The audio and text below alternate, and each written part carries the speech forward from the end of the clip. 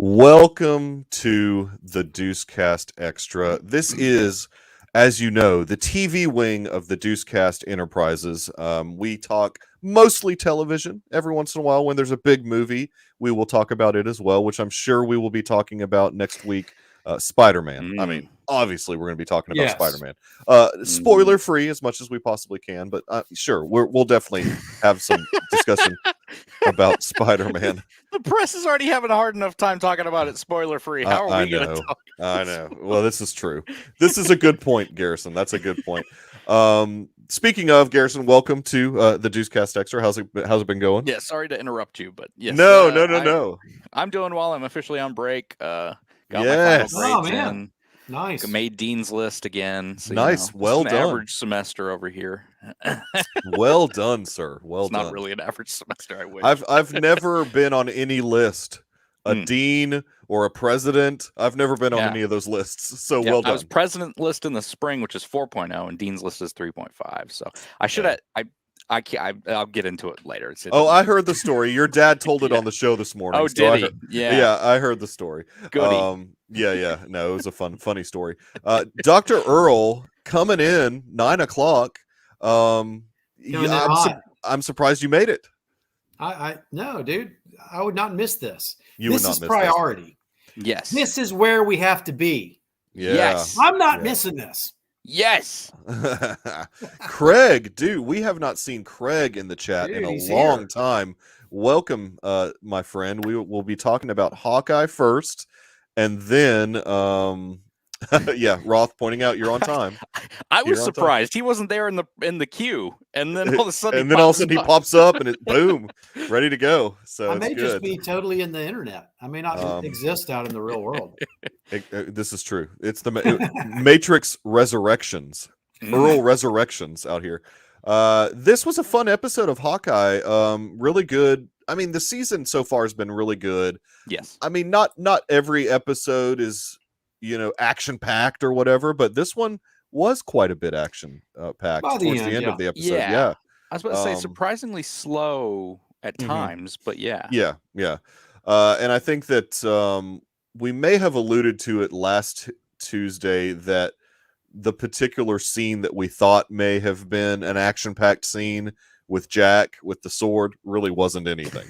I did kind of hint. They put a scene up of the aftermath. You did. Yeah, it was just kind of that was the one I was expecting to be the action scene, and right. Yeah. I mean, and it sort of ended up like you even mentioned, Garrison. They're kind of portraying Jack as a little bit of a dunce. He's a goofball. A little goofy. Yeah. Missing up these aphorisms. What did he say? Yeah. I call those colloquialisms, but I guess. What is it? Absence makes the heart grow older. Older. Yeah, exactly. It was interesting. Yeah. And you got him at the table when she says she's working with Hawkeye. He's like, "That's terrific," and his mom's like, her mom is not happy with the situation. Yeah. But what it's doing, and I think again, Garrison, you alluded to this, that really that Eleanor is the baddie here.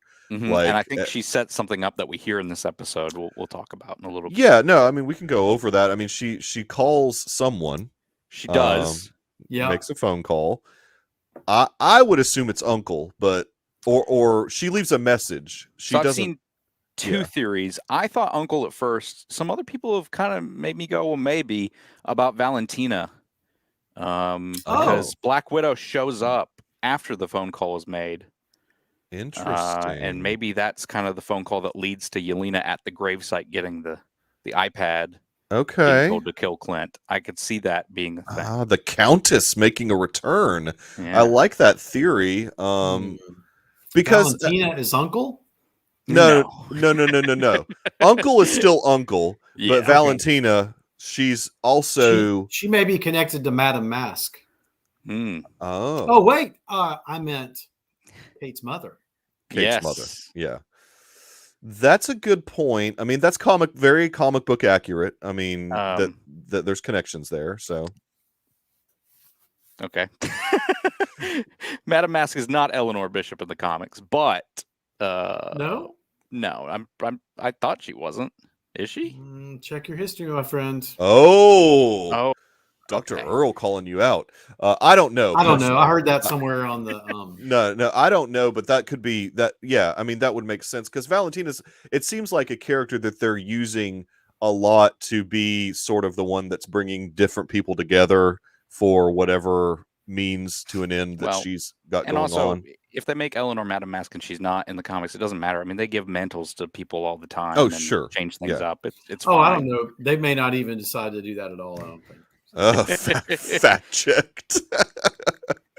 That's right. It's like almost like being I don't checked know. in hockey.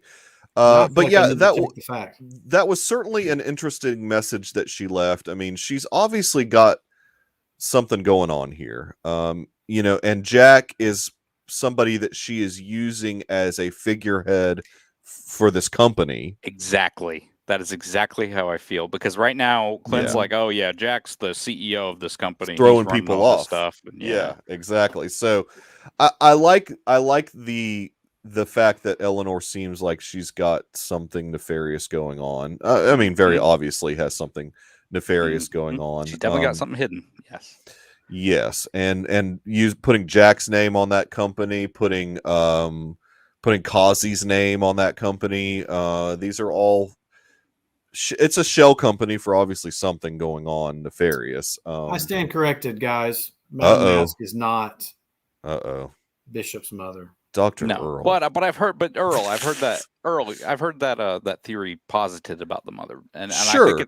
I think it might happen, but I don't know. And they can change. Yeah, I mean, this is the MCU, not the Marvel comic universe. Yes. This is the Marvel cinematic universe. So they can make changes like that. So it's kind of like they lied to me. They lied to me. They lied, or they like didn't. The Mockingbird thing Mikey and I were talking about pre-show. Right. I mean, and that's not my theory at all. I mean, No. I read that theory on Inverse. I want to at least like throw that website out if you want to look it up. That the watch is Laura Barton's watch, and that she's used to be a SHIELD agent. She could have been Mockingbird. Is the theory that was posited on this particular website. And my thing to Mikey was, what's her name shows up in Agents of S.H.I.E.L.D. Sorry, I totally blanked on the name you just said. Craig Harmon has a fact for us. Oh. Madame Mask. She shows up in the comics with Kate being dressed up as her in Madripoor. Okay. So there is a Kate Bishop connection, but there's a Kate Bishop. Yeah. She dresses, Madame Mask dresses up as Kate and then kisses Hawkeye while she's dressed up as Kate, which really grosses out Clint because he views her as a daughter. I have read that actually. What was I saying? They're not going that direction. No, Mockingbird. She could be Mockingbird. Clint's wife could be Mockingbird. I think the thing about that is some people could get upset because the Agents of S.H.I.E.L.D. there already was a Mockingbird, but like Mikey and I were discussing pre-show, the Mockingbird could be a mantle that could have been passed on. Several people could have used that moniker. Yeah. I think that's something they could establish to not make Agents of S.H.I.E.L.D. fans mad and stuff like that. So hey, look, in a year of 2021, when we have the 007 mantle being thrown around by different people, Mockingbird can be anybody. It can just be like a 007 type thing where there's a numerous people that can have that 007. Yeah, it's like Black. Exactly. It's like a Black Widow. Which, I was under the impression after the Black Widow film that Elena was no longer part of that organization in any way. And she's not. Well, I mean, yeah, but to have her show up in Black Widow garb, as in the assassin garb that they would wear as a Black Widow in this episode was kind of weird to me. I don't know. She could be just like working for Valentina, but still kind of weird. I actually think that's like Thunderbolt's garb or something. I was reading. Oh, the mask at least, with the goggles. The goggles. Yeah. Because didn't we see some of that in Black Widow though, the movie? Not that suit specifically. Oh, not that suit she wears specifically. this in the comics. Yes. And when she's in Thunderbolts. Yes. The Thunderbolts. Earl and I, the Thunderbolts. Okay. Well, I mean, we know that that's Valentina's purpose in a way is to We have long thought that is probably her purpose. She is going to be, and the Thunderbolts, like, correct me if I'm wrong from at least a comic book standpoint, they're more in the gray area of good and evil. They're not necessarily like they can go kind of like both ways, good, evil, like whatever, you know. I think they started out as heroes or whatever, like kind of disguised themselves as heroes and then kind of revealed that they were not. Right. So, well, you know, they obviously put a chip in their brain that'll blow up if they don't do the. Oh wait, no, that's Suicide Squad. That's Suicide Squad. Yeah, exactly. That's Amanda Waller heads up the Thunderbolts. You know, there you go, Amanda Waller. That's funny. Okay, I'm trying to read this amalgamation of what she's going to buy me a Mockingbird, and if that Mockingbird won't sing, she's going to buy me a diamond ring. It's a song, Michael. I should not have even wasted my time putting that up. No, that's funny stuff, Roth. But just to sort of go through the episode, we have Eleanor confronting Clint pretty harshly at the elevator. Yes. That was It was interesting too, because it wasn't, can you leave my daughter out of this? It was, can you drop this case? Yes. Yeah, that's interesting. It was an interesting way to phrase that, because of course There's she wants her daughter, she doesn't want discovered, obviously. Of course she wants her daughter safe, but that's not what she asked. Exactly. and I like his. I didn't think about that, but yeah. And I like his answer. He was like, "No, I can't. No, I'm not going to drop it, but I'll make sure Kate is safe." Yes. Or protected. He had the perfect answer for that.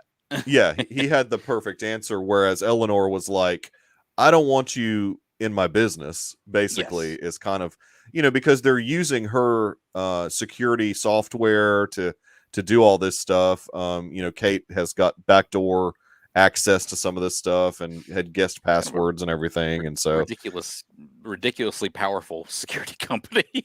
Ridiculously powerful. You just type in someone's name and their number, and boom, I can track them. Right, exactly. It's very much like Lucius Fox in Batman. It's very, they just need the cell phones like pinging out. I'll help you this one time. Yeah, exactly. After that, never again. Well, you know, it is what it is. So yeah, I mean, Eleanor, they're really wanting us in this episode to recognize that Eleanor has got something evil going on. And Jack sings to Eleanor. Don't forget. He dances. And Kate even gets a smile on her face. I think Kate was almost like, I'm glad to see my mom happy. You know? Yeah. Oh, and yeah. She was sort of warming to Jack a little bit. Yeah. Yeah. She was just happy to see her mom. Like, I think her mom has been so like intense. Right. That she was surprised to see her mom. It was a surprise and delight. Yes. It was a surprise and delight but it didn't keep her there though. She still felt bad about Clint and Clint having to be away from his family. So she kind of wanted to give him some them talking stuff. About Christmas and right. She realized that he wasn't able to do all those things with his family that he wanted to do. So she tried to bring Christmas to him. Mm-hmm. I thought that was a nice moment they had. They slowed the story down a little bit to give them kind of character building stuff and Kate more understanding of who Clint is.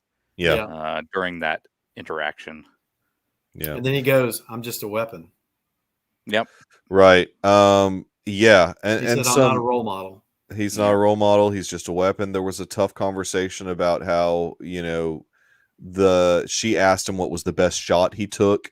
And he said it's the shot he didn't take. Yeah. And then they got into sort of, you know, the backstory of him and Natasha. And it was good. There was some heavy stuff in this episode. Man, when he gets teared up, dude, I don't know. I feel I'm right there with him. Yeah, he's still it's still very fresh to him. I mean, all this stuff with Natasha and Jeremy Renner's such a good actor too. He is. Yeah, he just got his family. He just got his family back, and he just lost Black Widow. So you know, it's when he asked him about the blip. That's right. Yeah, more blip conversation. How was happening. The blip? And he's like, he was like, you can't imagine how bad it was. Yeah, I don't want to think about that. Yeah. And then he even, you know, Kate's realization that he was Ronin. Yep. And he was like, look, everybody handled the blip in different ways. I mean, it was like his coping mechanism. His wife disappeared, right? Yeah. Oh, his whole entire family. His entire Whole family. entire family. Okay, that's what I thought. I was trying to think through that a little bit. Yeah, it's the beginning scene of Endgame. Yeah. So yeah, I mean the whole watch thing, I at first thought it was a bit of a MacGuffin and that nothing was going to come from it, but they're really laying in that the watch is important. Mm-hmm.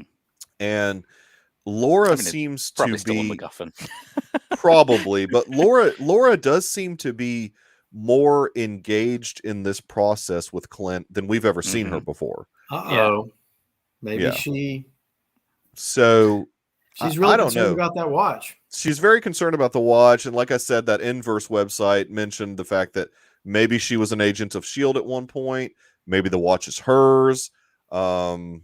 It's interesting. There's a lot of interesting theories about the watch. I have seen a ton of theories on the watch. yeah. There's been a lot of interesting theories about that watch. So we'll see. I mean, how much of a MacGuffin it really is. It feels like it is, but we'll see. I thought the German thing was interesting, that she just starts switching into German when she doesn't want the kids to hear what they're speaking about. The kids know it's immediately their They're father. Like, it's dad again. Yeah. And then I love that she's speaking in German and he's speaking in English back to her. Yeah, this is a really good point from Craig. Like in a past life, it was almost like Laura was his handler or something. Maybe she was back at S.H.I.E.L.D. Maybe she was part of the. That's a good point, Craig. I mean, she may not even be an agent, right? She could have just been, like a Maria Hill type. A Maria Hill, like she's an agent that was there. In the helping Hawkeye, helping Hawkeye who was in the field. So that's how they met originally, or something. I mean, that's a good point. That's a good theory. Not that she couldn't be Mockingbird, but I would love the door to be open for that actress to come back. That was Mockingbird in Agents of S.H.I.E.L.D. The girl from Friday Night Lights. Yeah, Adrian Pilecki. I mean, I would love to see Adrian Pilecki come into. Possible. We're obviously getting it. Look, if we can get characters or actors from the Netflix, which Marvel is all ABC shows, Studios, by the way. Well, yeah, it was all ABC Studios. I mean, why can't we get Agents? Agents of S.H.I.E.L.D. feels more canon now than those Netflix Marvel shows. Yeah, I think it's the later seasons that aren't as canon. Yeah, right? the later seasons. We walk through all the seasons. We know. Yeah. They get into space and So I wouldn't mind seeing Adrian Pilecki come back. I know she's very busy doing Brave New World. I think she's. I know everyone wants that Chloe chick back. I can't remember her name right now. Chloe Bennett. Yeah. Oh yeah. Oh, as Quake. Yeah. I mean, I think that she is a good actress, but I don't know. I'd rather have her as a different character. I feel like we get the two Netflix characters this week. I feel like we get two. Oh, you think this is the episode? You think episode 5? You think this is the one? I'm feeling it. I just saw the producers say that episode 5 was going to blow people's minds or whatever. So wait a minute. When you say two Netflix characters, who are? Sir, there's a Spider-Man movie coming out. You think? No, wait a minute. I didn't think we were going to see Daredevil in this series. You didn't say that. There's a Spider-Man movie coming out, Mikey. There's a. I know. Oh! I thought you meant in Hawkeye that we were going to get two this Netflix. Week. Oh, okay. I see what you're saying. Okay, no, I'm with you now. Sorry, my brain wasn't working correctly there for a second. No, you're right. I think so too. I think that this is going to be a very big week for people that loved the next Netflix series. Probably specifically Daredevil. Probably very specifically Daredevil. So yeah. I mean, Pilecki was in that. I forgot she was in that the Star Trek parody show. But isn't she in Brave New World Orville? also? Yeah, she was in Orville, but I thought she was in Brave New World as well. I could be wrong there. I might be thinking about somebody else. But anyways, Craig, I'm with you, man. Brave Fingers New World, crossed. Terrence Malick movie? Is that? No, it's the new Star Trek series. That's called The New World. Yes, I know. I've seen it.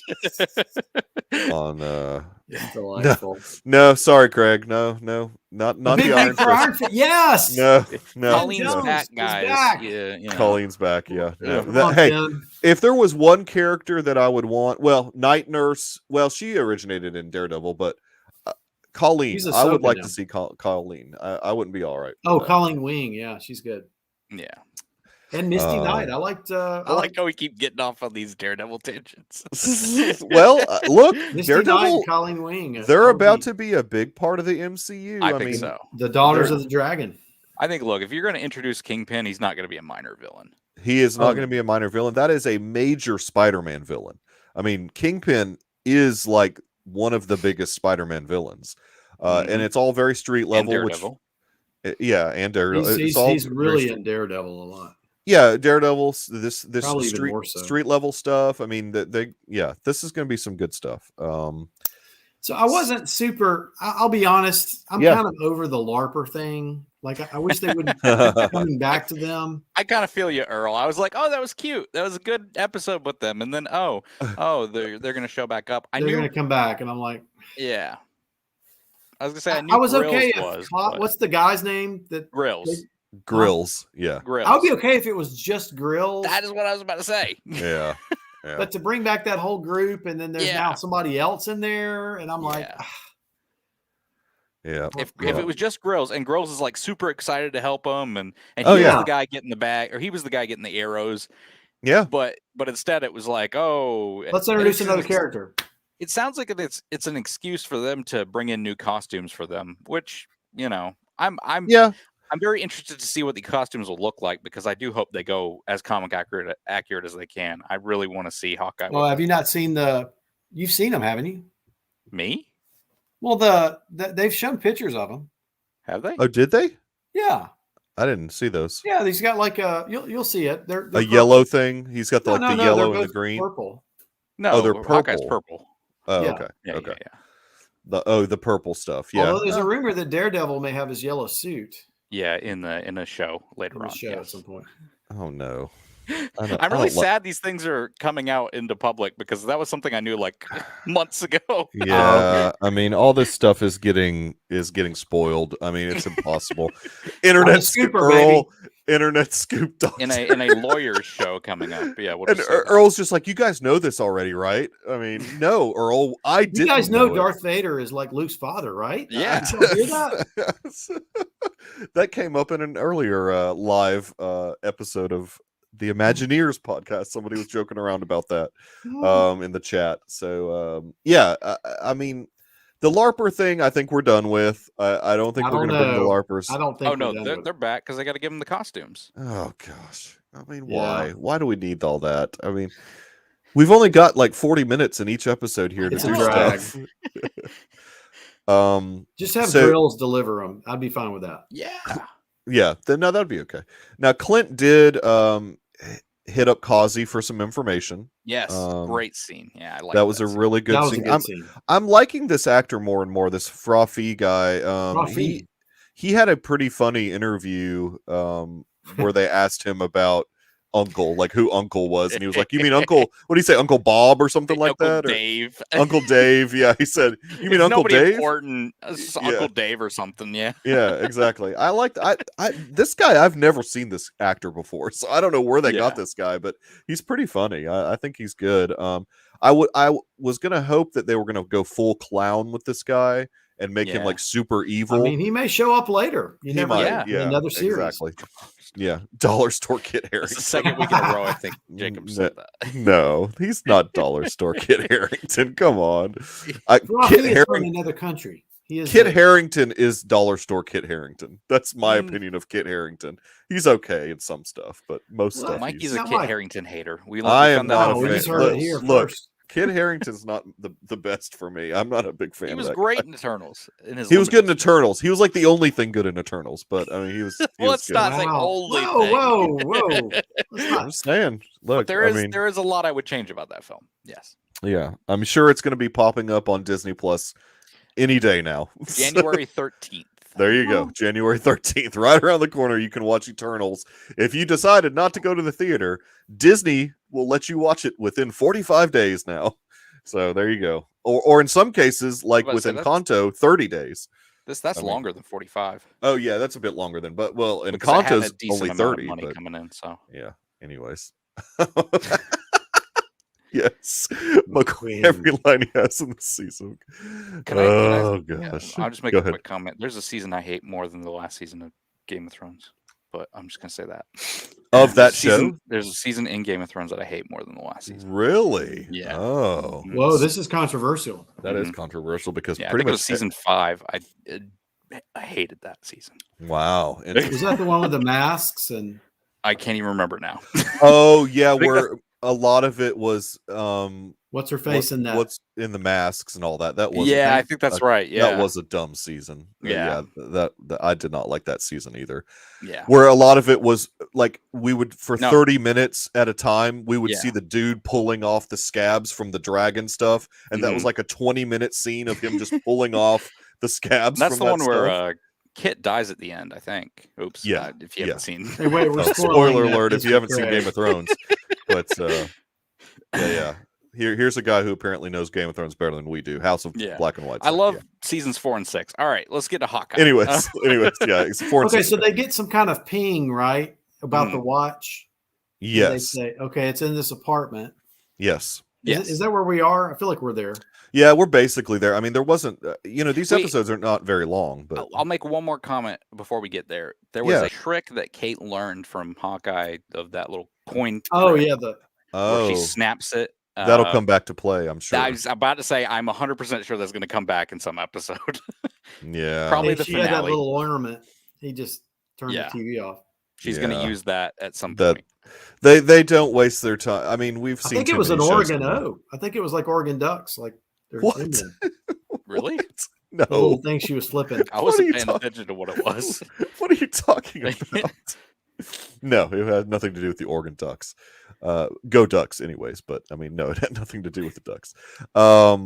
Yeah. We're gonna get there. Don't worry. We're gonna get there. It's so sad that Florence Pugh is mainstream now. So. I know, right? Now? I know. I liked it better. I liked it better when she was Midsommar, Florence Pugh, and not like mainstream. Mainstream. I mean, come on. Yeah. Now everybody loves Florence Pugh. Yeah. So. Where were you when Fighting with the Family came out? Yeah, exactly. Where were you when the WWE movie came out? You didn't like Florence Pugh back then. Now everybody's all about Florence Pugh. Just get in line behind Zach Braff. Dude, I really hope she doesn't do that movie. By the way, I know she's doing it, but I hope she doing a movie with Zach Braff. That's her. That's her boyfriend. Yeah. Oh. Yeah. Well, he played her a mixtape and she was hooked. I mean, is that all it takes? That's all it takes. No, that's a Zach Braff and his obsession with. He did some movie that was basically a mixtape movie. Oh yeah, what was Garden that State? Garden State. Yeah, that was whatever. Oh, breaking news. Roth's apparently Florence Pugh's boyfriend. Oh, we didn't know. Yeah. Wow. Did he break up with Laramie? Cassie Harrison or whatever her name is. Yeah, Nick. He was nowhere in that. I mean, you misspelled his name, but that's all right, Jacob. That's Zach Braff. Yeah, we won't hold that against him. Yeah. Zach Braff is so 10 years ago. No, Scrubs. He might actually. He's more like 20 years ago. He's so 20 years. Well, ago. Scrubs was probably 10 years ago. Wow. I don't know, dude. Scrubs might have been older than that. Who knows?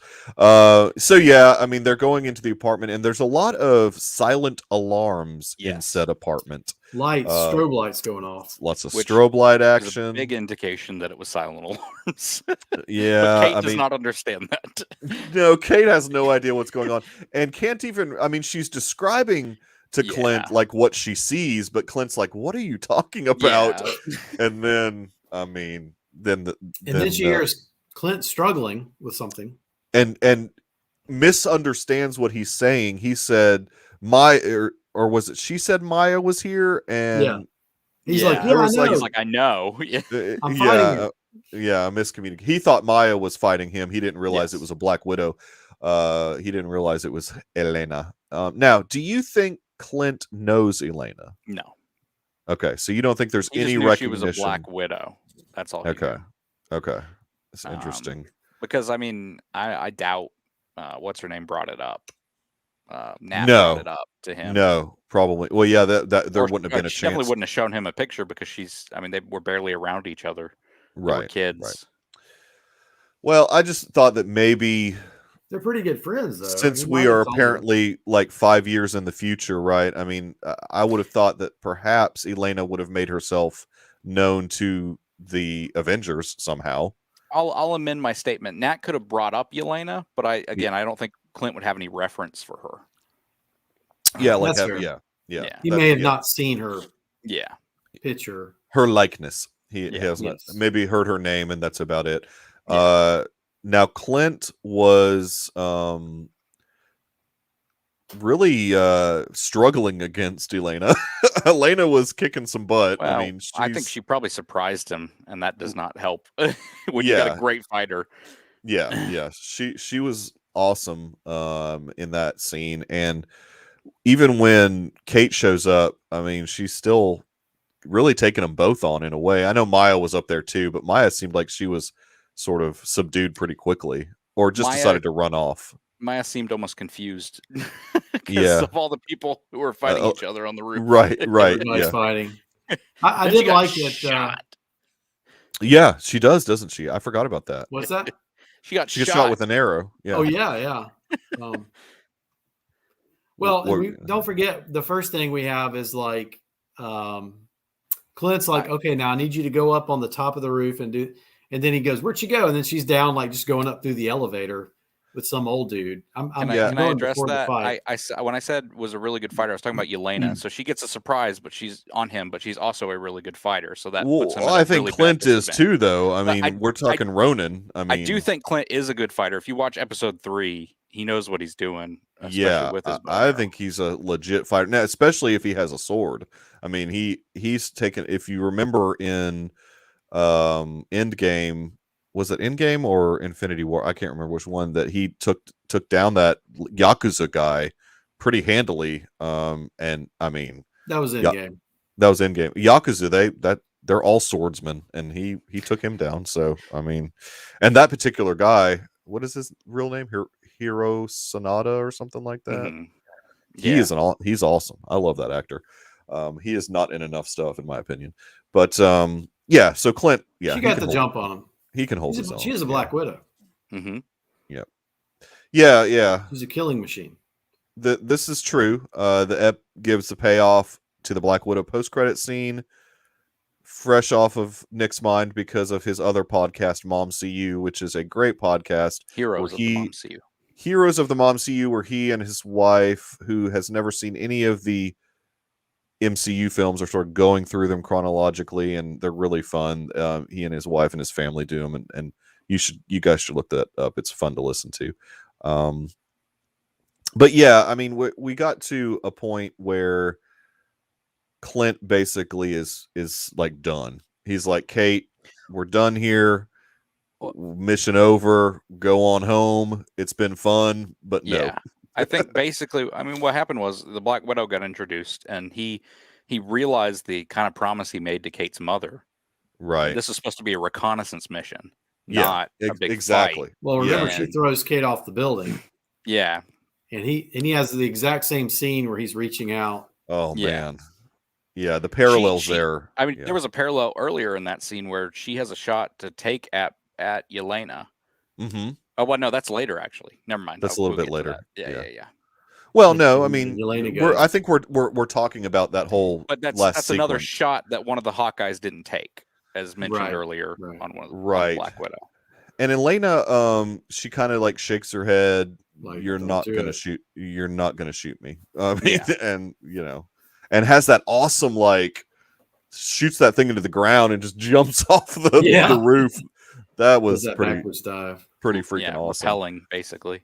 So I'm guessing that Elena's going to be in the next 2 episodes then, or I mean, she's going to be around for the rest of the season, I would think. I mean, they've shown trailers since that episode, and she's definitely in more of the season. So yeah, I would imagine she'll be in the next 2. She's got to make a turn at some point.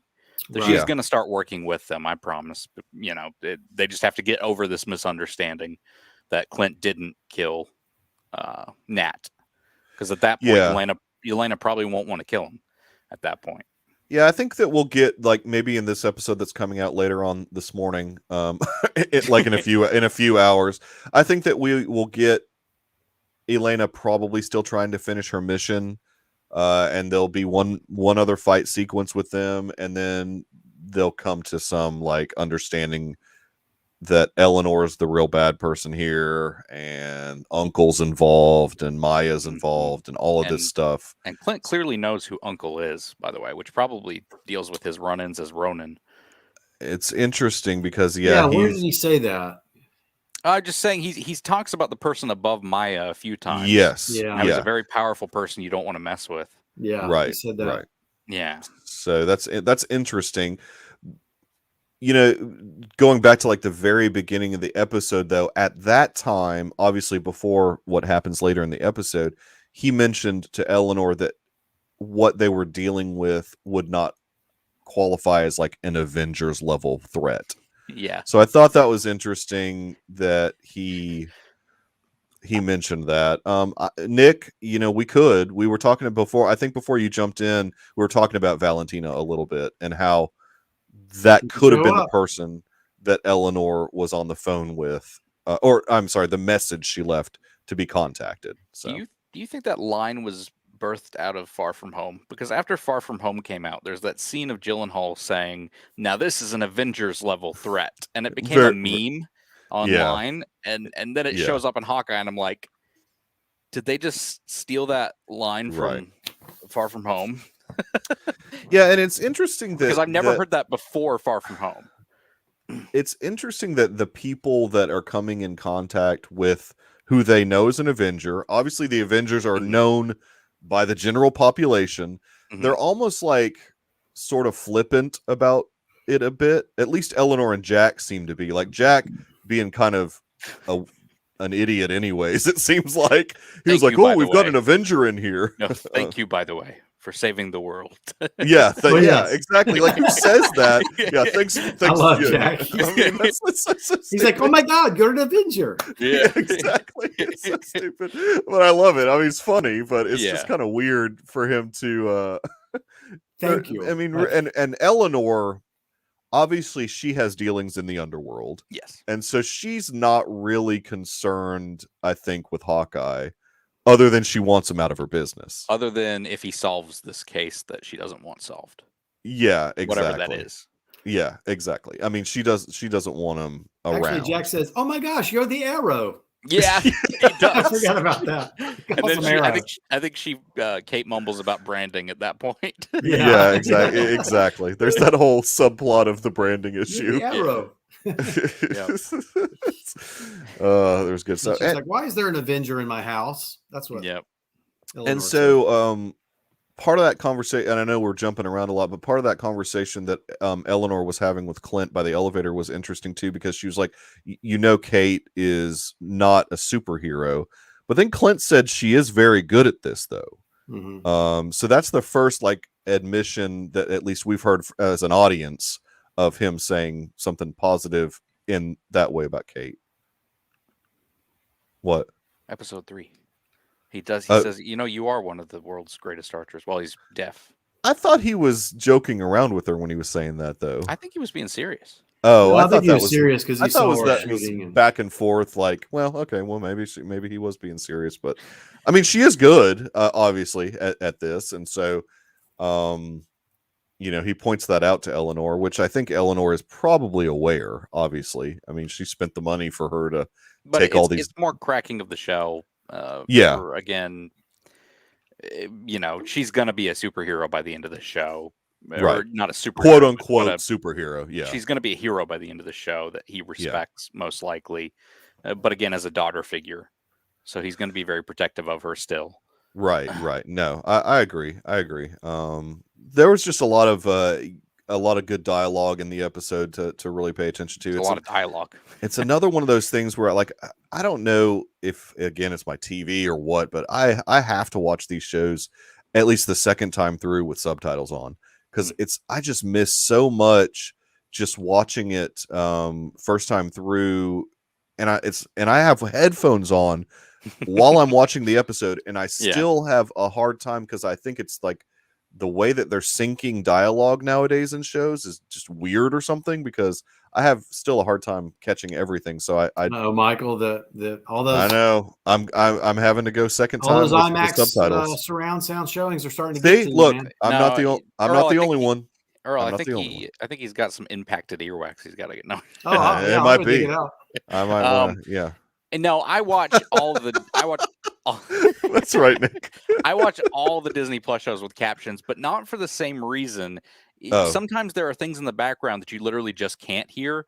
They're like mumbling. That gets subtitled. I like that. But also, if it's a Star Wars show or if it's a Marvel show with a name that I have no idea how you would spell, right, it helps me to see that name and be like, okay, I can look that up later or jot that down in my notes, that kind of thing. So. Well, and sometimes, at least on the Star Wars shows, they even will put a character's name in there that they didn't mention in the dialogue. Like so and so says something, and you're like, "Oh, that's that person's name."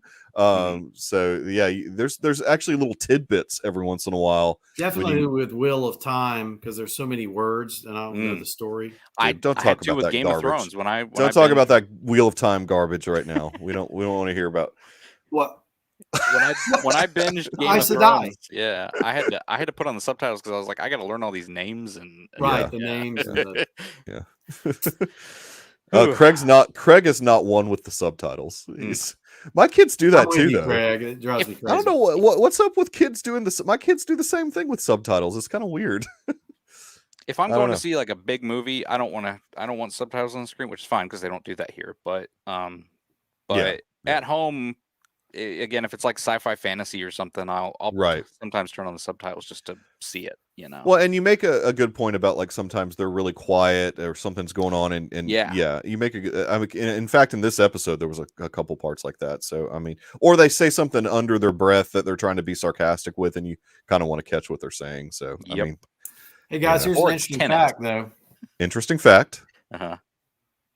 What do Florence? Well, let's ask the chat a question. Okay. Hey, what do Florence Pugh? Okay. What do Florence Pugh and friend of the show Rhett have in common? I know what. I know what it is. I think I know. I know what it is. I think I know.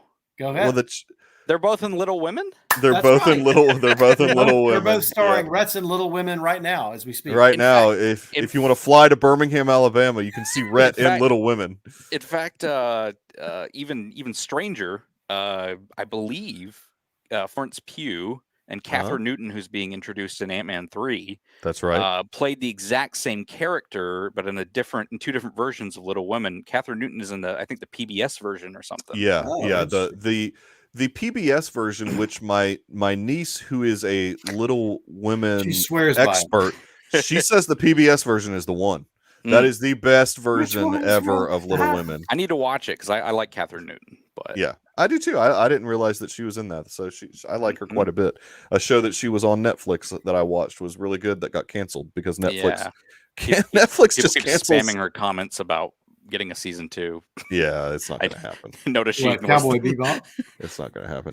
No, I think Rhett is the French Lothario or the German Lothario. No, he's the German publisher who falls for Joe. The German publisher. Or I don't know if he falls for her, but maybe we shouldn't mention that on air. What, like it's a spoiler? I mean, I don't know. I don't know. A Little Women spoilers abounding everywhere.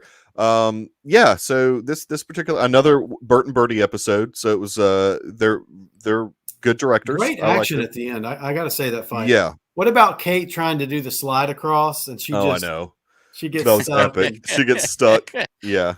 That was a very Disney-esque. That darn cat caper. There's just some episodes. Okay, Earl, you really just dated yourself. Oh, sorry. I doubt that there is anybody in the chat that knows anything about that darn cat. I mean, that is the most dated reference. Football. What's the one where there's a donkey kicking the football or something? I don't know. Is that the one with Kurt Russell in it? Yes. I don't know what you're that's where the computer with tennis shoes or something. The computer wore tennis shoes. I think you've lost me at this point. Yeah, I'm going to say Uncle Ryfin up there does not have any idea what you're talking about. These are things that you might be able to find on Disney Plus, though. I mean, I don't know. because they're all Disney films. The Cat from Outer Space, Computer Wore Tennis Shoes. Yeah, that's all. Craig says Disney he stuff. thought that there were only women in it. There are love interests in. Yeah, the mule that beat Pittsburgh. No, that was the fish that beat Pittsburgh. No, come on. What's going on? What? No, Roth. Right. Kurt Russell, German. Kurt Russell. No, so Earl is not speaking German, but Rhett has a German accent in Little Women. See, it all comes full circle. All ties together. It all ties together. Yes. So, again, you'd have to come to see your papers. You've got one more weekend of Little Women if you want to fly to Birmingham, Alabama on your private jet and see Rhett in a performance that he swears is the best performance he's ever had. So first of all, Rhett told us not to come. He goes, now garbage. It's going to be terrible. Yeah. And then all of a sudden, like a week later, he's like, "Oh, this is a really great show." Yeah, exactly. And I'm like, "Wait a minute." So I don't have tickets yet, and I'm trying to figure out like when, because I have not missed a performance of Rhett's yet. So I have no idea how I'm gonna. I got to go see Spider-Man: No Way Home a 6th time this weekend. So yeah, exactly. I mean, it's I got to see West Side Story at some point. The sad reality that Earl does not know that I have 5 tickets to see Spider-Man this week. He does. He has 5 tickets to see Spider-Man. Already booked. He's going 5 times. Must be nice to have the time. Oh man. Yeah, exactly. I'm off. Ich bin ein Berliner. Let's not. Can we please not? Ich bin ein Berliner. No. Can we please not do I'm that? a jelly donut. I'm a jelly donut. I think that's what a Berliner is. Anyway, is that what it is? Yeah. That's why they laughed at Kennedy, because he was trying to say I'm a Berlin, but it's like the name. Anyway. It's a jelly donut. I didn't know that fact. Man, you learn something new every time on Deucecast Extra. That's really what it's all about. You can't say you didn't learn something here tonight. That's right, Jacob. Jacob knows. He's yeah. Ich bin ein Berliner. Man, Roth is. I didn't know Roth with his German knowledge. Anything else that you want to mention about this particular episode? Either one of you. There was no Kingpin, so I'm so no, I'm just kidding. He's coming. Yeah, he's coming. He's coming. We've got 2 more episodes left. It'd be great if it's like we see Vincent tomorrow, and then we see Charlie the next day. It's all coming together. That would be a great cameo. Well, no, I mean Charlie is going to be in Spot. Mikey, that's kind of a little bit of. That's his sleeve. That's his. No, it's not. That's his sleeve. No, it's not. That's the interrogator's sleeve. There's 2 sleeves. See, we've seen Kingpin's sleeve, and we've seen Charlie Cox. We've seen Daredevil's sleeve. I mean, we've seen sleeve. It's all about sleeves. You confirm or deny that? It's all about sleeves. I don't think. Well, never mind. I think Ralph Boner is going to show up. No. WandaVision. No. Oh my gosh. Oh man. There's gonna be some algorithm. He's gonna be Uncle. They're gonna have Evan Peters. There's gonna be some weird algorithm on YouTube that catches us talking about Germans and Little Women and JFK, and we're gonna get on some watch list. We're gonna get all the Cox fans in. We're Game of Thrones fans will come back in all of a sudden. Yeah, exactly. Garrison, since I think that we have said everything we can about episode 4, where can the people find you on the internet? You can find me on Twitter at SUPASH3. You can find me on Letterboxd at GRifen, where I've started to watch a little bit more lately. I don't know if you saw my latest entries on Letterboxd. You don't need to look at them, Mikey. I did, but you didn't. I didn't rate them on purpose. I was a bit. I felt like personally attacked that you didn't rate them. I'm going to be on a Christmas gifts episode, so that's true. Good. Thought I would gift you with something. Okay. Good point. No. Okay. All right. No. Say no more. Say no more. Say no more. You can find me on the Deucecast Discord as well, and hopefully, come on, Vincent, show up tonight. Let's go. I'm not staying up until 3 a.m. for another disappointment. Oh, I know. Yeah. But I'm literally not staying up to 3 a.m. for another Disney Plus show ever again. Every time I do that, I'm like, I have a bad experience. It's not. I literally find that the episodes are worse if I watch them at 3 a.m. because I'm so tired. Oh no, I'm the same way. I Yeah, can't you're anymore. not Like gonna I process try. it. I've tried. I'm done with all of that. I mean, Yeah. you know, it's not something that I can. Oh, this is okay. All right. I'm with you. All right. I finally understand what's going on now. Anyways, Dr. Earl, you are going to be obviously continuing on this particular episode with the Yellowstone conversation. So we'll catch you on where you can be found, which is nowhere later on. Ryfin, Discord. thanks so much for joining us in the first half of Extra, as always, and the people will want you in the chat. So I'm hoping that you jump over to the chat if you have time. If not, it was a fun conversation. And next week is going to be an extremely packed show that I'm a bit stressed out about, like how long we're going to be recording, because if we plan on talking about Spider-Man, Hawkeye, 1883, and Yellowstone, that's going to be a mega long show. So thankfully it's holiday week, so yes, thankfully it's a holiday week, so it's no big deal. But anyways, what is this? A mega extra. Get to talk about maybe Spider-Man. Come on, let's go Spider-Man. Come on, Spider-Man. Yeah, we'll definitely talk about it. So what we'll do here is what we do all the time, and take a little break in between Yellowstone and Hawkeye. But we will definitely be back next week to talk about episode 5 of Hawkeye. It'll be fantastic. I'm looking forward to it. I think it's the final Bert and Birdie episode directed, and then the original guy comes back for episode 6. So I think so. Thanks again, Ryfin. We will talk to you next week.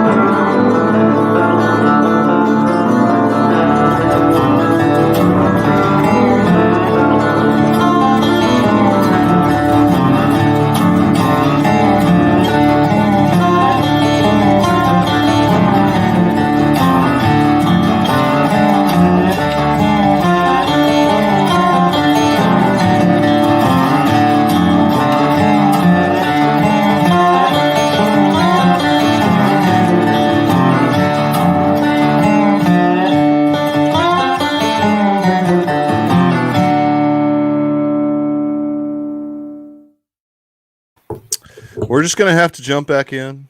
I don't know what happened to Roth, but he's okay. He's coming in. Here we go. Sorry, I was out collecting horse semen.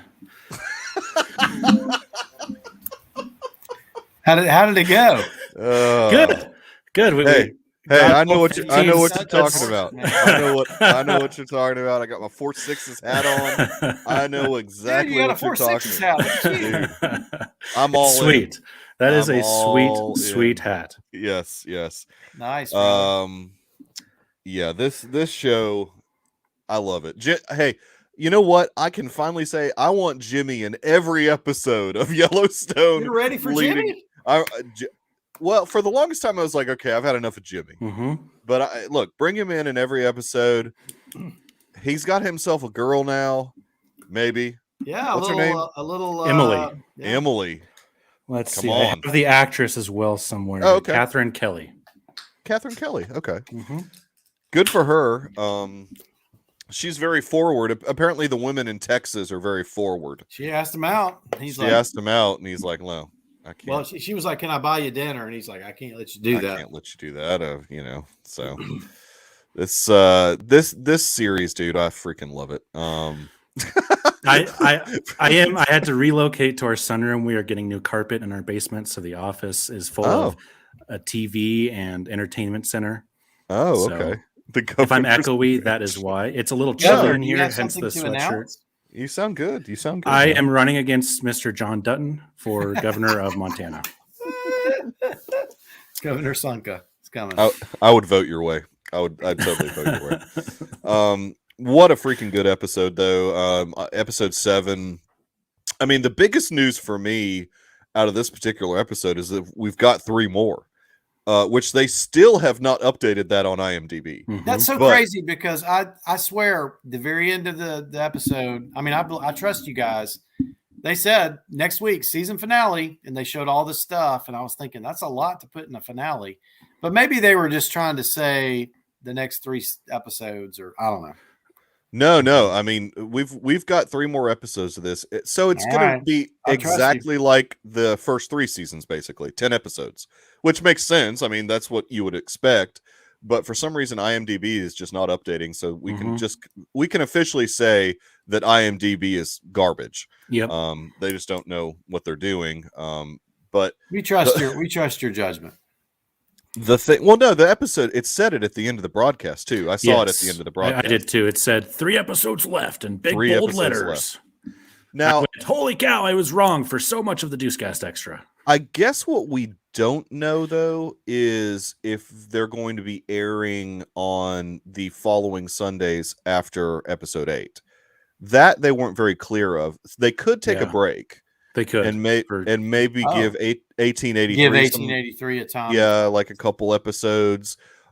Which for those that don't have Paramount Plus, to entice you further into getting Paramount Plus, they are going to broadcast the premiere of 1883 on the Paramount Network right after the episode of Yellowstone. So next week on or this coming Sunday on the 19th, you will get to see the premiere of 1883, but then it's going to hop on over to Paramount Plus for episode 2. So they're just trying to entice you guys because 1883 looks like it's going to be awesome. But I mean, just the cast.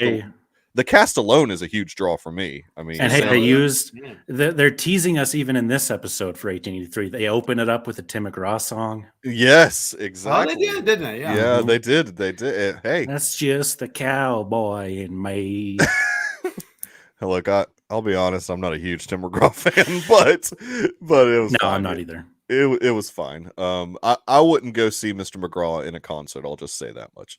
But unless he had some people really good opening for him, but I mean, then I could just go see that and leave. Gosh, a lot of stuff again happened. Where do we start? It's just much. I can't remember. Just freaking so. And I just watched it yesterday. I'm trying to wait as long as possible now before I watch these, but I just watched it yesterday. Just because I knew there was going to be a lot to remember. Because we've still got a lot going on with this Garrett character, Garrett Randall, who I know. Look at these notes that Roth has. Roth, by the way, thank you for joining us, sir. Oh, of course. We didn't do intros. I'm sorry I was a little bit late. I mean, you're a governor. You got a lot on your plate. You came in hot with the horse semen, so I didn't know. I mean, I threw everything off. I couldn't. I was so flabbergasted. I couldn't. That was a funny scene, though. By the way, it was very funny. But we've got, and we're probably going to jump all over the place because I honestly don't remember like the order a lot of these things happened in. But we'll at least try and hit all the big moments. I mean, Garrett coming to the ex-girlfriend. Who's your daddy? I'm your daddy. Yeah, exactly. I mean, he's really trying to appeal to her. Now, she wasn't having much of it, which I can respect. I was liking that. I liked that she pushed back a little bit because she's like, you really think that Jamie can be a good dad with the family that he grew up in? I mean, and so Garrett was like, well, I'm his dad. Yeah, I'm here now. I'm going to. But Jamie's a grown man. He can't change. I mean, was like, I need you to do, or he was like, I need you to do me a favor, right? Yeah. Oh, yeah. He wants a favor. I forgot. She was a campaign manager, right? Wasn't that what she did before? It was something like that. I can barely season remember. 2. She did some sort of political with a campaign law stuff. Yeah. That's basically what that was. I mean, I'd forgotten all about her, honestly. In all honesty, it was kind of a throwaway character. I mean, to be honest. So it's surprising that they brought her back, but it makes sense in the storyline.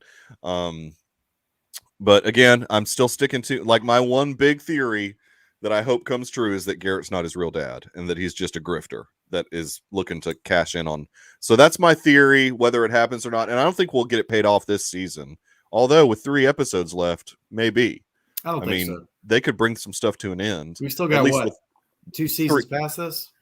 I think that's what the rumor is, that Sheridan has an idea for a total of 6 seasons or something like that. So 6 seasons in a movie. Hey, community reference. Yeah. 6 seasons in a movie. Exactly. So, Earl, what's another storyline in this particular episode that you liked that we need to discuss? Well, I know you guys don't love Carter. I thought the Carter scene with him making up with Beth was good. I thought that was well played out. He brings her flowers. Of course, I wouldn't try to make up with Beth. I'd just stay away from her personally. But yeah, John says, "Well, have you made up with Beth yet, or something?" And she's like, "She's the reason you're here. She's the reason you're here. You better work. You better try harder." Yeah, exactly. Yeah. They still haven't given him a name. They still haven't really. They just call him Boy. Still, they just call him Boy, just like Dog. Carter. There's, I know his name's Carter, but they call him Boy, and then there's Dog. I mean, it's just like. And now it's Sunka. Sunka, exactly. Sunka. But it was good to see like Rip teaching him how to, tie those, those knots. Rip's taken to him. Rip's liking the hard work because the kids brought him back in the house. Yeah, the kid's starting to put forth some effort, and so. If you do that, Rip will be on your side if you put forth a little effort. And so he's gotten on Rip's good side. And now, with the whole flower thing, I mean, he's kind of back on Beth's good side because he's back in the house now. I mean, well, yeah, he's back in the house. We saw that towards the end of the episode. Let's hope Carter didn't give Rip that rawhide that he was learning to, and it's not covered in anthrax. Oh, dude. Dude, I hated that movie. Sorry, that's a big spoiler alert that you just ruined for Earl. They don't know what movie we're talking about. Oh, that's true. We don't have to mention it. Well, I know now. Nah, we didn't say it. We didn't say the name of the movie. Spencer. Yeah, we're talking about Spencer. Jeez, Earl. No, I'm just kidding. I mean, it's pretty apparent. Earl's mad. Earl, you just made Earl mad. You don't know. Earl hates spoilers. This is why you need Letterboxd, because I knew Mikey had seen it. I just assumed it's a pretentious movie that you had seen it. Jacob. Earl hates I'm so sorry. You guys don't know how much work I'm doing right now. I'm almost like in finals week. But anyway, that's a whole other story. I'm not going to complain about it. It's a whole other story. So, so anyway, I'm going to follow that story all the way. Yeah. Then Beth is kind of approached by her dad, like, I'm kind of lonely in this house. I want y'all to move in. Yeah. I'll follow this whole thing through the end. And then she says, but you got to ask him. And then, of course, John goes, well, Rip. But yeah, I mean, it's pretty funny. It is a good scene. Yeah. And because he still didn't do what Beth asked him to do, really. Of course not. He like completely dodged it, and he was just sort of I like, guess you know. it's settled. It's settled. It's just and Rip's sort of like, I personally, if I'm Rip, I kind of don't want to move back into I that. wouldn't want to live there. He's got a cool house out there. Yeah, I wouldn't want to live in there. And so now he's put in kind of an awkward situation, in all honesty. I mean, why would he want to move back in that house? But anyways, yeah, that was an interesting scene. It was like, oh, he didn't say anything in like 3 seconds, so we're good. He wants to do this. Right, Yeah. right, exactly. It's Exactly. Another storyline. Jacob, what did you like? I liked, like Michael said on the top, Jimmy still being in the show. I have come around to it. You've wanted him from the very beginning, every episode. Kind of. But I think we're seeing him kind of become a cowboy. And I do think that this stuff with Emily is setting something up for Mia to come in and then have that awkward tension show up. Mm-hmm. I wouldn't even be surprised if it's like in the next few episodes. Oh yeah, no, Mia's going to show up, and this Emily chick, there's going to be a problem. Yeah, She's driving to Texas right now. Yeah, I mean, I think she is. I mean, they've said as much, at least in like online rumors, that Eden Brolin has left Yellowstone and that she's going to be on 4/6s. But I mean, we'll see. But yeah, well, it's going to get tough. That's not good. This was another really good thread. And man, this whole sequence with Lloyd and Walker really got to me. He's looking at that gun. I thought, oh crap. This guy. Yeah. I kind of agree. I disagree though. I thought it was the most obvious fake out. Just because they showed the guitar before they zoomed into the gun. I'm like, if he didn't show the guitar and just had it in the background, they focused in and then moved down to the guns when he looked at those. I was like, oh, come on. I mean, the thing with TV shows, movies, and stuff, they want the audience to know what's going to happen. That's true. But they also want to try and play a little coy with you, even though it was very obvious that he was going to. And look, sometimes I have to pick nits because there's only 2 bullet points I have for dislikes, and I bet anybody can guess the other dislike of this episode. The Carter? No. The horse starts penis? With an M. No, it starts with an M. Masturbation? Monica. Oh, Monica. Okay. Well, which she wasn't even really in. Like I said, there's just 2 little nitpicks. Oh, she was I think jealous. It was a fantastic episode. Yep. Yeah. So you do think she's pretty? So here's a funny thing. You know, Rhett's actually trying to catch up on the show. So Rhett in the midst of all his Little Women stuff that he's doing, he and his wife are watching through Yellowstone. And just today, not but half an hour ago, 2 hours ago, half an hour ago. He's like, Monica's the worst character on the face of the earth, and her good looks cannot outweigh how bad of a character she is basically what he said in so many words. And I don't know if I'd agree with that, but I mean, she's a good look. The actress herself is a good actress. I've seen she was very good in this season of Fargo. I really liked her character in this season of Fargo. She's written, and I think that Yellowstone in general, it has a hard time writing for its female characters. Like the writers are not quite the best when it comes to some of the female characters. Now, I really did like the stuff this week with Teeter.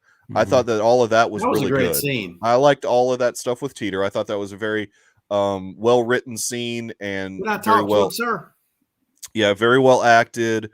And it wasn't like cheesy, like overly cheesy dialogue. I thought it was like there was some sincerity to the dialogue, and Jen Landon acted very well. It's so funny, like she's low-key the best actress because she is completely different in real life than this Teeter character. I mean, so it's she softened the Teeter character a little bit. I think she's not. I think just now though. I mean, just now, and the cooking stuff. Yeah, there's some. This season pulled back that accent a little bit. Yeah, it's not understand what she's saying. It's not quite as like That's true. I told that Hinge match that I matched with that she was going to be back. I told her. Oh, that's right. You matched with somebody who didn't like Yellowstone, or who didn't like that episode because she thought Teeter was gone forever. I'm like, come on, have you even been watching this show? Characters just don't disappear. We No, got some random person just showed back up last episode that nobody remembered. Oh man, I I call her don't know wet if I'd blanket bet that out. for Monica.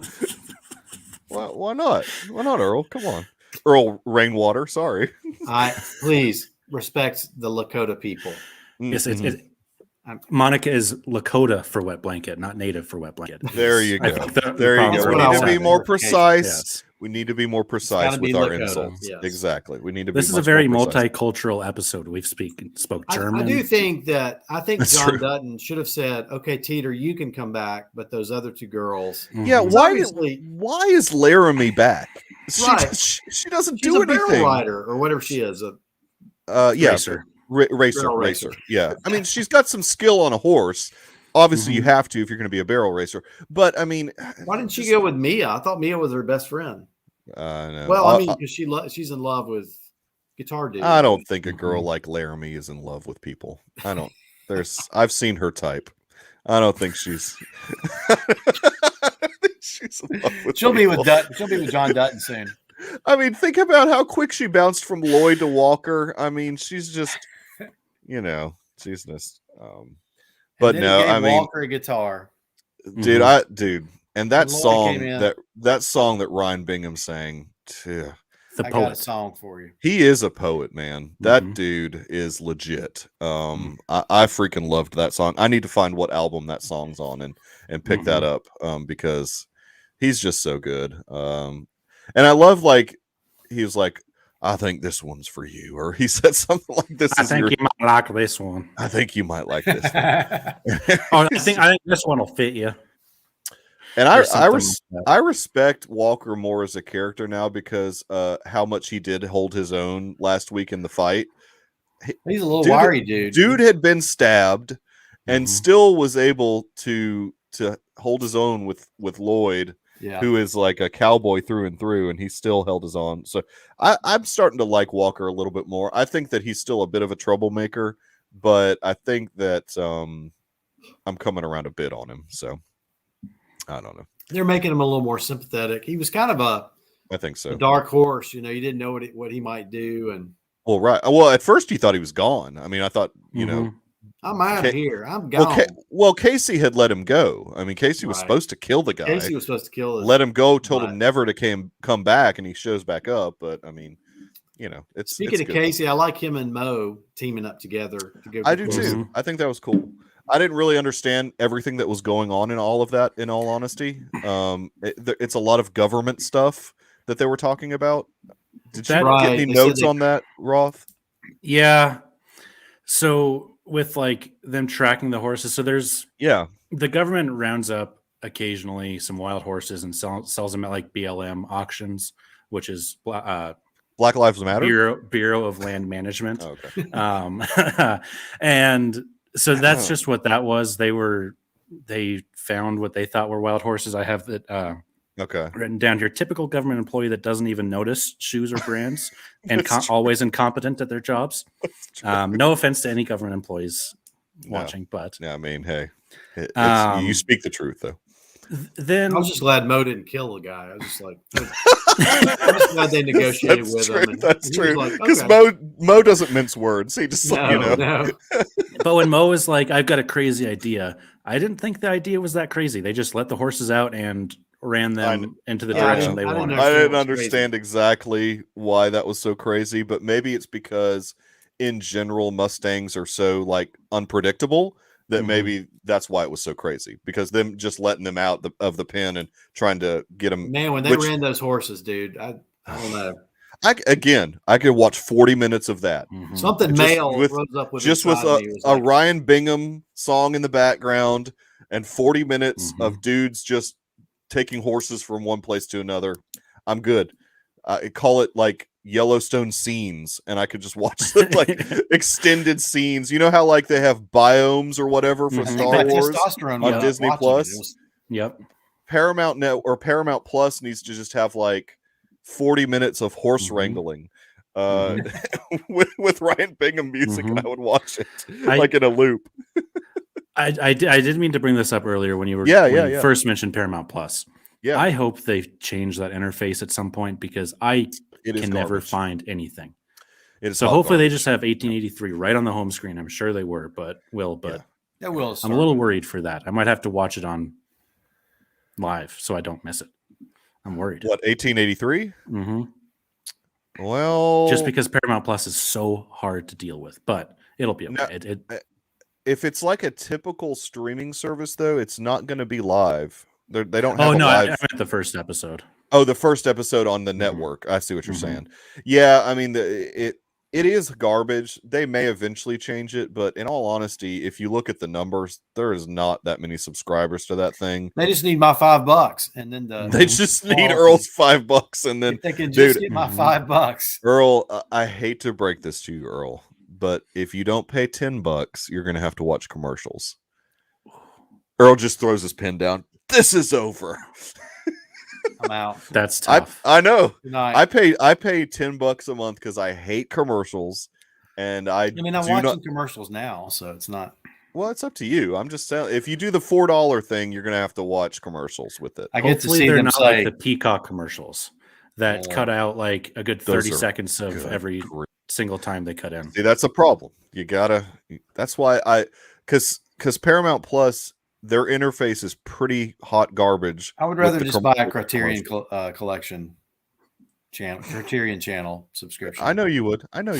No, we know. Quit my job and just watch pretentious movies. Now there may be a way, because I know some series do this. There may be a way where you can subscribe like via Apple and just pay weekly or something without having to have Paramount Network. Like 99 cents. Pay for that show. No, it's like $1.99 per episode a lot.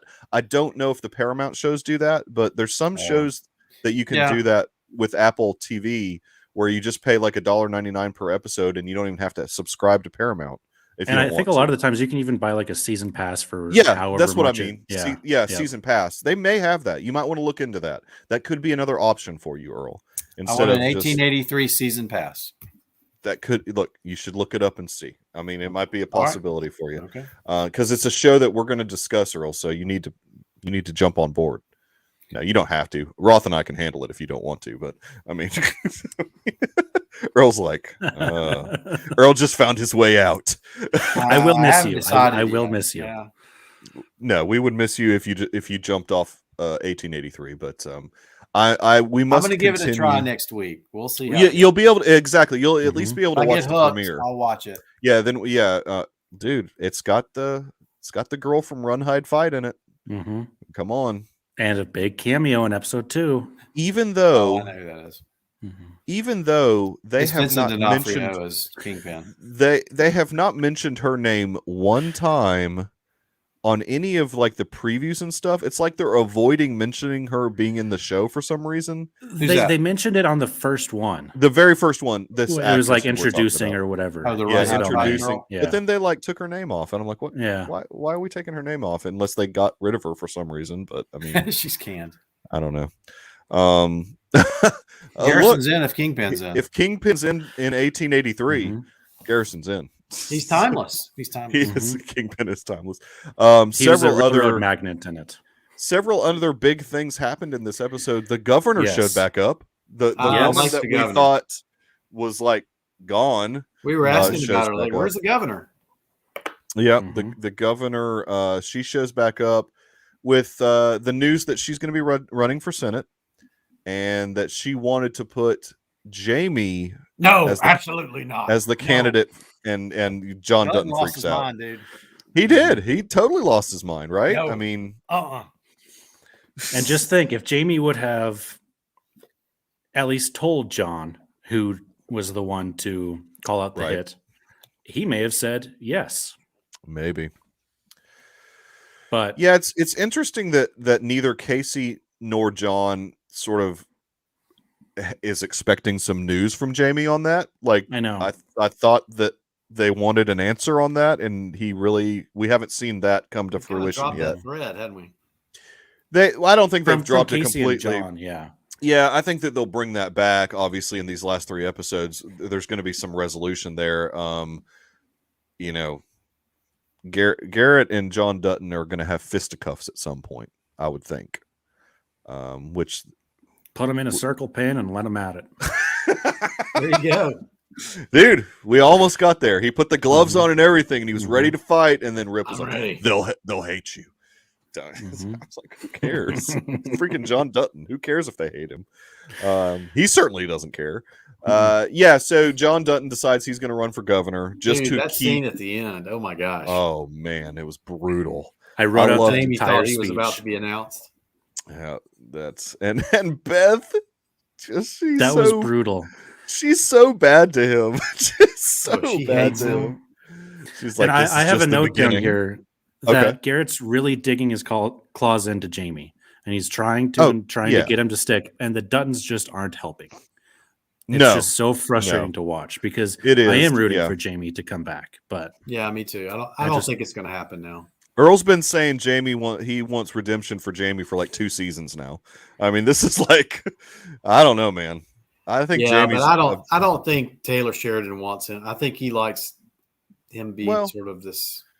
No, I mean but like Roth said, it's a good storyline when you've got the Duttons like really putting him down and Garrett on the other side of thing is like the devil on this shoulder saying, I'm your daddy. I'm your daddy boy. I'm your daddy. And I'm gonna he's gonna keep trying to kill John Dutton. I mean, and he admitted that. He's like, I'm gonna keep trying to kill John Dutton. I mean, that's I like Casey being sort of his, still his brother and his friend.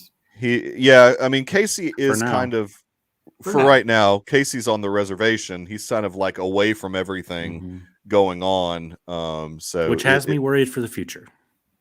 Because I think eventually, like I said a couple of weeks ago, that this story I think ends with the Duttons versus Rainwater. And Casey he's just going to make a choice. Mo and oh, you think like the series itself is going to end that way at some maybe not this season, but the series. Yeah, that makes sense. Yeah, I mean, because that's kind of been a storyline that's been on the back burner for quite some time. Although this season you've got market equities in there as well. Was Carolyn Werner back in this market episode? Equity scene? There was, yes, and Beth is scared, which is scary. Oh yeah, that's true. That's true. I forgot about that.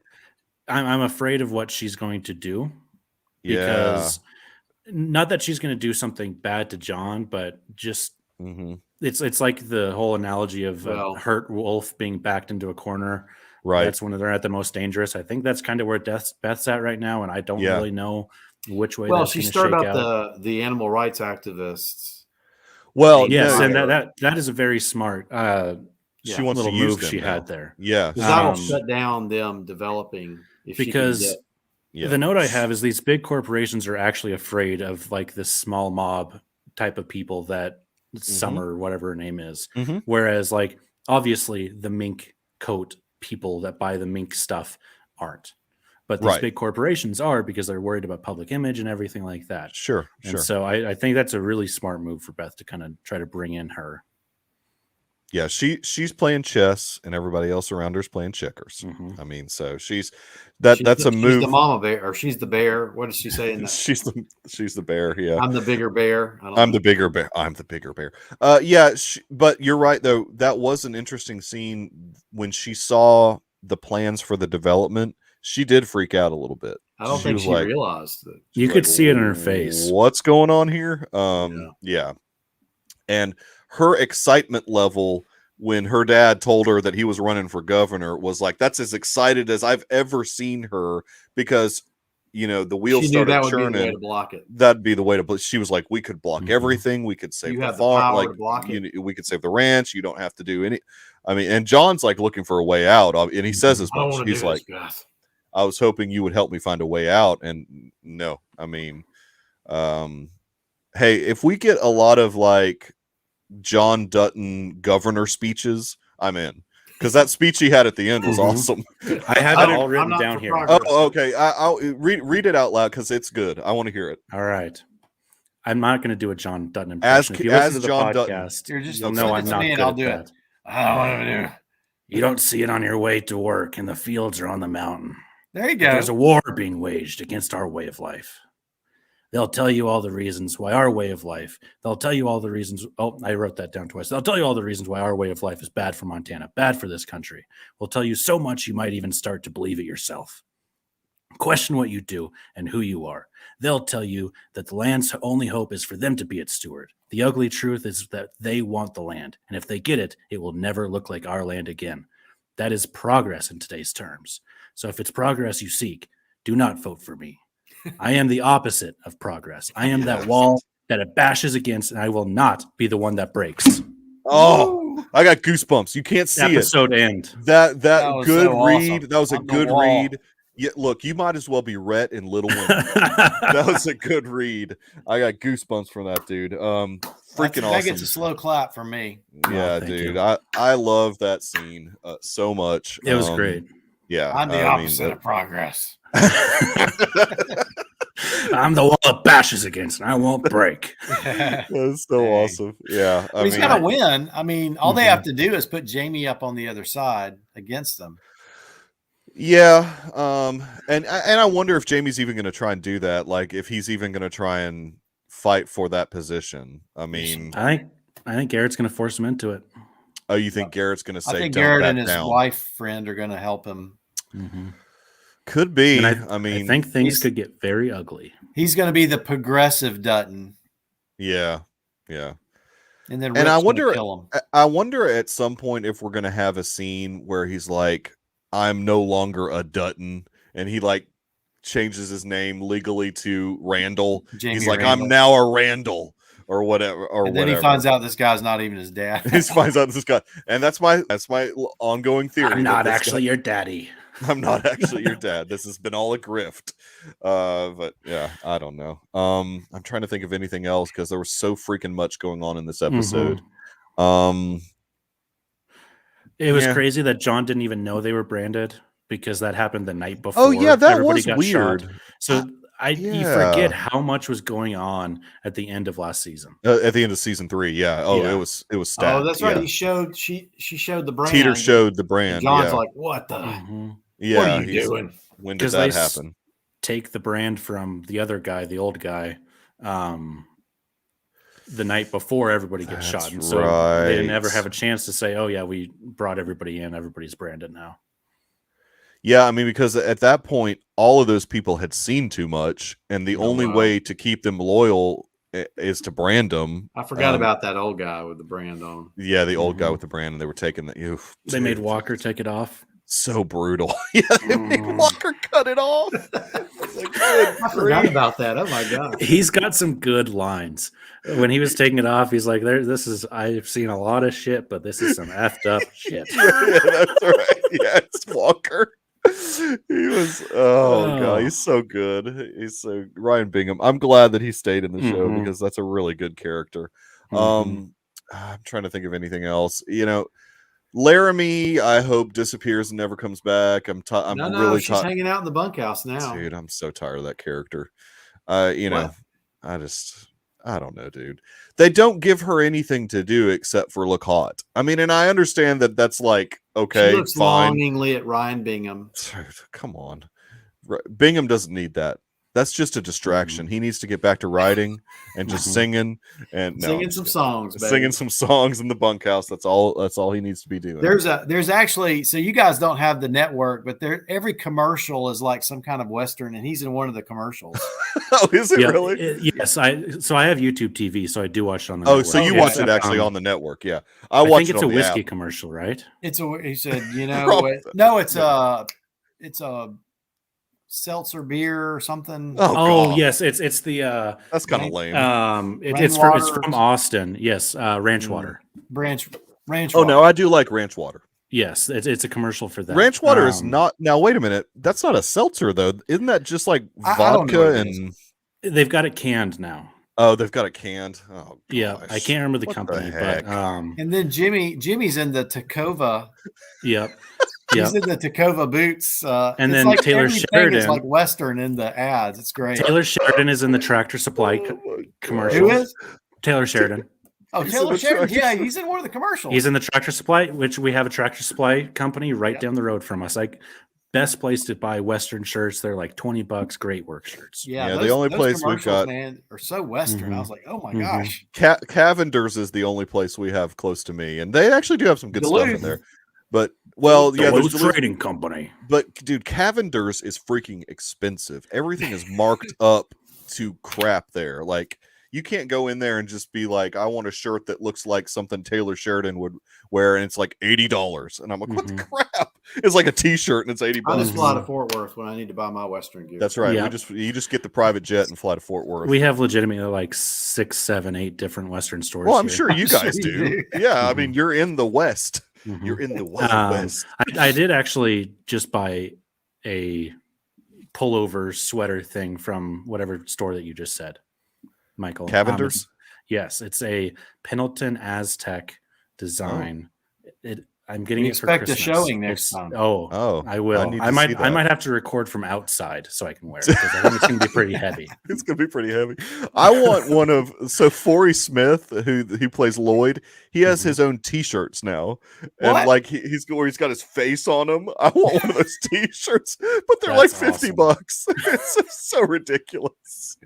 But these guys, they go out to what they do is all these actors like they make appearances at all these like clothing stores in like Texas and all over the place, and They were just in Vegas for the NFR doing that. yeah, and there's people like lined up for miles to like see 'em. meet these guys. Forey Smith and Forey Smith, who was like just this dude that was a cowboy, like not doing Mhm. anything, and got this role, and now he's got a T-shirt company and he's got all kinds of crap. But it's pretty funny. I mean, this show has just blown up like more than I think Taylor Sheridan could have really ever imagined. And the dude's a businessman, so of course he's going to be like, "We're spinning this baby off. We're spinning it off with every freaking thing we he's can." like the Norman Lear of the I'm honestly surprised that like Mayor of Kingstown isn't like part of the universe. It's not. I mean, it's because it's weird because the guy that plays Hugh Dillon, he's actually the co-creator of that show. So he co-created it with Taylor Sheridan, and Anton Fuqua is one of the executive producers also. Oh, he was doing Mandalorian stuff, right? Or no, is that a different person? No, that's a different guy. Fuqua is the guy that. Yeah, Fuqua, he's a director. You look him up. He's directed a lot of pretty awesome movies, actually. Yeah, Hugh Dillon, Taylor Sheridan, and Fuqua did Mayor of Kingstown with Jeremy Renner. Jeremy Renner is an executive producer on it also, but no, it's not part of the Yellowstone verse. We're only going to have like 10 spinoffs of that. That'll be fine. I mean, yeah. Continuing to spin off. We'll have to have a spinoff of 1883, like 1917 or yeah, something like that. Exactly. I guess that's a movie already. Right, yeah. Garrison's right. Yeah, Fuqua, Denzel's in a ton of his Magnificent movies. Seven, Equalizer, Training Day. Yep, exactly.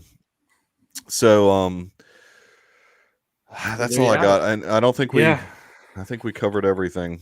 We had 4 songs.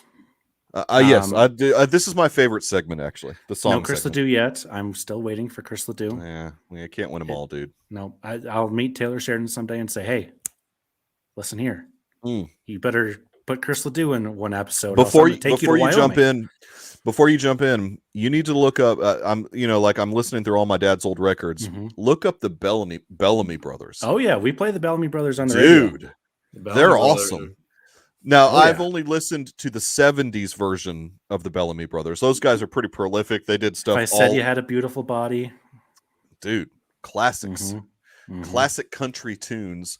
I think I made a joke, though, that at least on the album that I listened to, it was like some of the songs were country, then they'd like go to folk, and then they go to like rock. Like they couldn't figure out like what they wanted to be. They were all pretty good songs, though. But yeah. Anyways, what were the 4 songs this time? So of course, Cowboy and Me by Tim McGraw.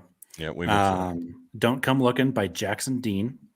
Only Memories by Bill Morgan, and The Poet by Ryan Bingham. Oh, was that the one he sang in the bunkhouse? Yep. Dude, so good. So freaking good. All right, Dr. Earl, we know that you cannot be found anywhere on social media. However, you do hang out in the Deucecast Discord from time to time. About and we once every appreciate quarter. Yeah. We appreciate your patronage in the Deucecast Discord. The listener likes to hear from you when you see something that you're excited about. I'm excited because I'm recording an episode with Mr. Roth from Wyoming down there. Plug your stuff, my friend. Tomorrow night we are going to go live. Oh, are we going live? Oh, we are. That's right. Whoa, all right. We are for our Christmas special. We are reviewing The Gremlins. I have not yet seen it. I'm going to watch it tomorrow afternoon. So this is going to be your first viewing of Gremlins ever. Oh, you've never seen Gremlins? Wow. Oh, dude, you're in for a treat. You're gonna love it. Now, what about the other guys? Have they seen it? Nope, they have not. Oh, that's gonna be what? Yep. How Sage, have I found like the 3 people on Earth who haven't seen Gremlins. This is great. Our movie holes are quite ridiculous sometimes, but Sage was a bit worried because he does not like horror movies, and he was like, he picked a horror movie. I'm like, this is not a horror movie, dude. It's like a Christmas. Families watch this in the 80s. Got some horror elements, but it's pretty low. I mean, unless he's a softie, he might get like. Does he get scared or something? No, he'll be fine. He's just an idiot. This is a fun. Yeah. Oh, so Eastern time, it'll be 10:30 Eastern. Yes. 9:30 Central, 8:30 Wyoming. Yep. I don't know what your time zone's called. Mountain. Yes. So 10:30 Eastern. 9:30 Central time will be live on the Good Day for a Movie podcast YouTube how channel. Can we find you guys? Good Day for a Movie. Yeah, yes, look it up. Good Day for a Movie. I will put the link in the Deucecast promo Discord so people can more easily find it. Should be a lot of fun. We just released our episode on 7 Psychopaths. Yes, and that was, dude. Did you not love that movie? That movie was great. I liked it quite a bit. You guys liked it. Yeah, it was good. We made a critical error early on and did not fix it until the very end. We thought that the same guy that directed that also directed The Guard, which was our second review. They are brothers. John Michael McDonough and Martin McDonough. We thought they were the same person the entire way until I looked it up at the very end and I was like, that's okay. These are completely different people. So it was a very random episode. We were all over the place. The movie was very random as well. Lost in Translation will be the next episode released on Monday. The Christmas. So you, even though you guys already recorded that one, that I watched that one live. Yes, that was a fun episode. And then the Christmas episode will be released on Christmas Eve. So boom. Yeah. Dude, and what's your Twitter handle? Oh, yes. At Roth from Wyoming. Super easy. Twitter and Instagram if you want to follow me on either one of those. So here's what we've got on Deucecast Extra for next Tuesday. So this is for Tuesday the 21st. We're going to be talking about Spider-Man a little bit because most of us will have seen No Way Home. We've got another episode of Hawkeye. We've got an episode of Yellowstone. We've got an episode of 1883. It's going to be a busy night, boys. But we will do our best to break down all those episodes. Hey, Roth. I saw Gremlins when it came out in 1984. You're gonna be blown away by this. I saw it in Casper, Wyoming. No way. No, I did. I was on a church youth mission trip to Casper, Wyoming. That's awesome. And there was awesome. There was a group of the girls were like, we're going to go see Electric Boogaloo #2, Breaking 2. And I said, I should go see Gremlins. It's going to be a better movie. And so a bunch of the guys went to see Gremlins, and we were just like blown away. And the girls were like, that was a stupid Breaking 2 Electric Boogaloo was stupid. I said, we told you guys. Why did y'all go? Because the girls were like, we don't want to go see Gremlins. And then later they all regretted. And anyway. Now, that was a Casper, baby. Great story. I can't imagine that Casper has too many theaters. Do you remember like what theater it was, Earl? No, by chance? I mean, we were teens. We just loaded up and dropped off somewhere. It's probably still there. I would imagine. I bet that theater is still there. I mean, how many theaters can Casper, Wyoming really have? It was like and I'm not throwing shade at Casper, Wyoming. No, but why would you one of those duplex? Like, why would you tear it down though? Like, why? I mean, it's probably still there. I bet. There are 58,500 people in Casper now. That's probably gone up a little bit. All right. But let's see. It's not a small town. Okay, well, maybe in the 80s. See if I can get an answer for you on how many movie theaters are there. There's probably a lot then. There are 4. Still only 4. Yes. So are there any that sound like they're super old, like not owned by a major company? Let's see. So I actually know the owner of the Studio Cities. There are 2 Studio Cities there, which Okay. it's a kind of a local Wyoming company. They've got 2 in Casper, 1 in Cheyenne, 1 in Laramie, and then 1 in Sweetwater County. But then Rialto Movie Palace. Ooh, I bet that's it, Earl. The Rialto It Movie looks Palace. like a very old building. I bet that's it. No, I mean, this Relatively just felt like downtown one of those old- Casper. Huh? Was it in downtown Casper? I Yep. don't know. Oh, come on, Earl. dude! I was a teenager. We're trying to We figure literally this just out, man. loaded us up and dropped us off, and I was, Fox dealing with 3 hormones and Savers stuff. Theater, which is also in downtown Casper. It's had to have been in downtown Casper. I mean, like, where else are you Probably. guys going to be? I When you're just in feel like Casper it in the was like 80s? just your like the way the movie theaters were back then. Everything just was the same. Like it Oh was yeah, just well, I mean, you a had duplex of some you type. had the front. The ticket booth was outside. Like you bought Right. your tickets. You go Right. in, and you're either turning right or left, and that's That's it. right. I mean, That's there's like no. Mhm. You've got the concession, it was and you're right or left. just your It's basic. got to be that. It's got to be that Rialto. We're gonna say it's the Mm-hmm. Rialto. Okay, That It sounds looks that like makes the they're- story better. It looks Yeah. like there was a spot for an outside ticket counter from the picture Boom. on Google Maps. So That's it. That's the place. That's it. Rialto. You saw Gremlins, 1984. It's all coming around full circle. Mhm. The next year, I saw Poltergeist 2 in Window Rock, Arizona. But that's a whole other story. You were all over the place, man. I really appreciate everybody that hung out in the chat Mhm. tonight. Everybody that hangs out makes it so much fun for us to do these episodes. And that's a big part of it for me. If I'm not having fun doing it, I'm not going to do it. And the chat makes it really fun doing it. Also, being with Dr. Earl and Roth in Wyoming makes it really fun as well. And Yellowstone is such an awesome show that it's very easy to talk about. Because I think it's a really fun show that has hit it big, and a lot of people really like the show, and so no problem at all talking about it for hours on end. Obviously, with YouTube, it's a huge help if we get subscribers. So share the episode. If you're not Like the watching video. Yellowstone, we talk about so many other random things that Mash even the if you bell. don't watch Yellowstone, you get a lot out of it. We talked about Casper, Wyoming tonight. I mean, come on. Yeah, we'll talk You- about it all. You gotta love Mhm. that. We talked about Gremlins. We talked about Jacob's everything. running over for here. governor. I mean, there's We all spoke kinds some of- German. We spoke German. We Some learned some Lakota. things about Little Women and the Lakota people. I mean, we cover every subject matter that you can imagine here at the Deucecast Extra. We will, like I said, be back to talk about a ton of stuff next Tuesday. I mean, you're only a few days away from Christmas. It'll be the a mega 20 extra.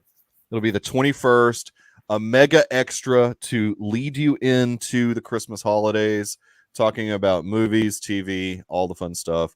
We'll be back next week. Thank you guys for watching. Roth, Earl, hope you guys have a good night.